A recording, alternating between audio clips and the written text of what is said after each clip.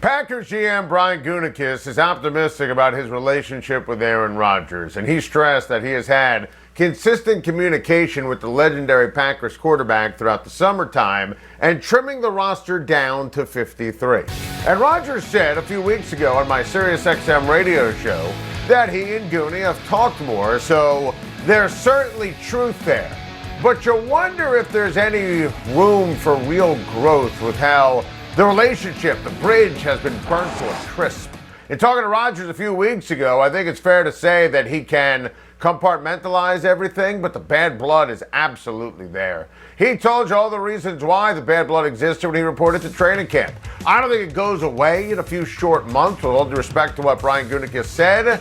But in the meantime, he's going to win, and he's going to win big, and he's going to have the Packers competing for the Super Bowl. I expect the Packers to win the NFC North going away and go 6-0 in the division. Think about that. 6-0 in the division.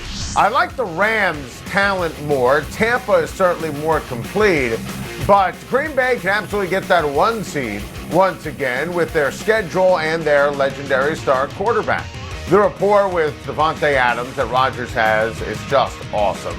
The receivers are better than usual with the return of Rodgers' bestie, Randall Cobb. The run game is absolutely going to rock. Factor A.J. Dillon into the mix with Aaron Jones. And Green Bay has enough to survive. Star tackle David Bakhtiari going on the PUP list, and he's going to miss the first 6 weeks of the season. Rodgers is posting up a storm of good vibe pictures of him and his teammates on Instagram. And he's going to stop and smell the roses en route to a Super Bowl run. But I'd be stunned after talking to Rodgers on the radio a couple of weeks ago if the relationship with Goonie is going to be good enough where he's going to stay, regardless of the wins, losses, and Super Bowl, past this year. Mike Mayock says the Raiders need to be a playoff team, and sure, it's good to dream. In reality, I just don't see it. And it starts with the complete and utter mismanagement of this team under Mike Mayock and John Gruden. Why did they bust up the strength of the team in the offseason, the offensive line? Why did they reach in the draft last year? Easy first guess on my part with Ruggs and Damon Arnett. And think about the wide receivers like Lamb and Judy. We begged them to draft as opposed to Ruggs, who was a bust with that aforementioned 12th overall pick. Why in the world did they take Cleveland Farrell 4th in 2019? You know, normally this time of year, I'm always thinking the Raiders have a chance. Not now. They just don't stack up when you look at the loaded AFC. And I feel terrible for my guy, Derek Carr, who has truly been great at the quarterback position. He's taken the verbal jabs when it should be Gruden taking them for his in-game coaching. And Gruden and Mayock for not giving Carr enough around him.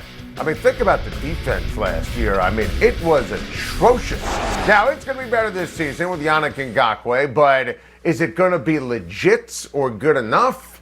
No, it's not going to happen. And Mayock and Gruden need to look in the mirror when the Raiders fail yet again. We told you in May that Mac Jones was going to win the starting quarterback job for the New England Patriots, which leads us to a Thursday edition of Take Your Pick. The Patriots' regular season win total at 9.5 this year. Now that Mac Jones has won the job, give me Mac Jones and the Patriots with the over. This team is going to win a minimum of 11 games this year. Listen, Mac Jones has everything you want from a young quarterback, all the attributes that we described when he was drafted, and he looked dynamite against the Giants in the preseason, looked great, taking the reps with the first team in practice, and clearly outplayed Cam Newton. And you look at this schedule, they're going to beat Miami, they're going to beat the Jets, they're going to beat the Saints, and they're going to be undefeated going up against Tom Brady and the Buccaneers in Foxborough, which is going to be one of the biggest events in the history of the NFL. Hyperbole? I don't think so. Bill Belichick, give him credit, knew the talent was terrible. Restocked it. The offensive line is strong. Run game is strong. Love the 2 tight ends they brought in. The Patriots defense is going to be phenomenal this year. Legit top 10 defense. Love the over. Love Mac Jones. Listen, I told you last year that the Patriots had a 0% chance of making the playoffs, and I was right. Now I'm telling you the Patriots are making the playoffs. Mac Jones will lead them to at least 11 wins. Mac Jones is going to be the offensive rookie of the year. I am so fired up for week one of the college football season to kick off tonight. So we're going to take our pick. The 4 teams for the college football playoffs. Give me Alabama, Ohio State, Clemson, and Georgia. I'm going with 2 SEC teams.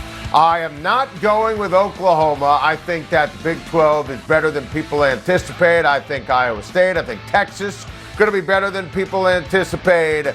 I think, and this is part of my premise here, Georgia is going to beat Clemson Saturday night. I love when college football, week one, Labor Day weekend, gives us gems. And this weekend, it is just chock full in terms of absolutely incredible ball games.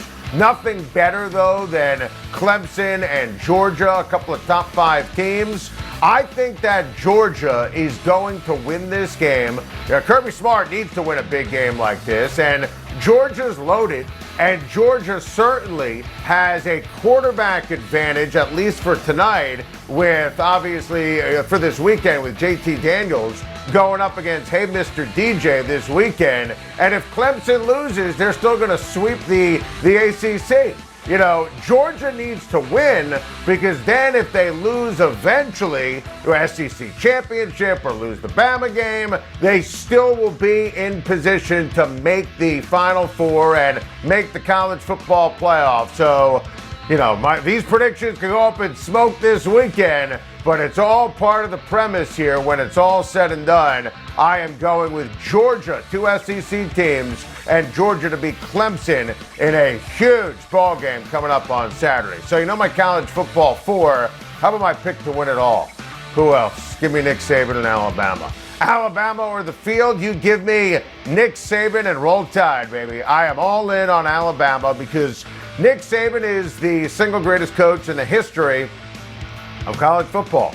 I think Young will be outstanding at quarterback, and obviously they lost a boatload of talent. I mean, on the offensive line, you saw Leatherwood right there. Obviously, they lost Mac Jones. They lost all the wide receivers.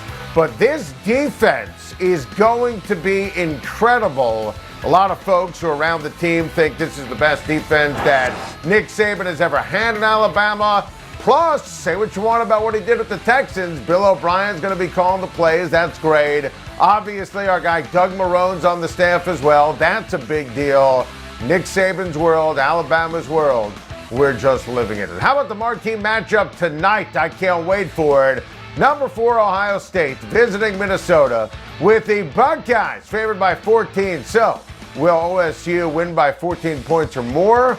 Oh, yeah. Give me Ryan Day and the Buckeyes all day, all night. And look, Minnesota is solid. Minnesota is well coached.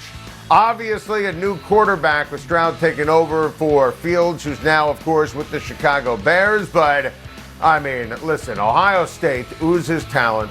They obviously recruit incredibly well. You know, there's always, I think, a bit of a variable quotient when it comes to great teams and whether or not they're going to live up in the first couple of games of the season. When it comes to a team like Ohio State, you sleep like a baby. You don't bat an eye. Ohio State is going to beat Minnesota tonight by over 2 touchdowns. I can't wait for the college football season. Say hello to your first place LA Dodgers. For the first time since April the 25th, Los Angeles is at the top of the NL West. Get used to it. After the LA Pen coughed up a Max Scherzer gem, you just knew. Watching it live, you knew. The Dodgers are going to come back and win. For all their gobs of talent, that they have gobs of talent, to me, it's the incredible grit that really makes this team a champion. You knew Justin Turner would come through. Same with A.J. Pollock. The crowd going nuts as Pollock drove in Turner with JT's red hair flying through the LA Knights. Poetic, perfect, vintage Dodgers. The offense was timely. The Max Scherzer outing was special as Scherzer continued to be lights out for LA since the trade. 6 majestic innings of scoreless baseball. And honestly, it would have gone longer if it wasn't for a hamstring tweak. And now, the Dodgers get to take matters into their own hands this weekend, head-to-head against the Giants, who lost their series to the powerful Milwaukee Brewers. LA is playing a perfect brand of baseball, and it was all on display en route to sweeping a previously piping hot Braves team.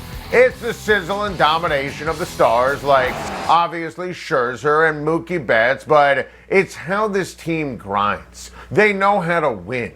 This is Dodgers baseball. This is why they're going to end up beating the Dodgers in the division by 3 to 5 games in the NL West, and why they're going to win the World Series. Thank you for watching. Please like and subscribe, and don't forget to hit the bell for more videos.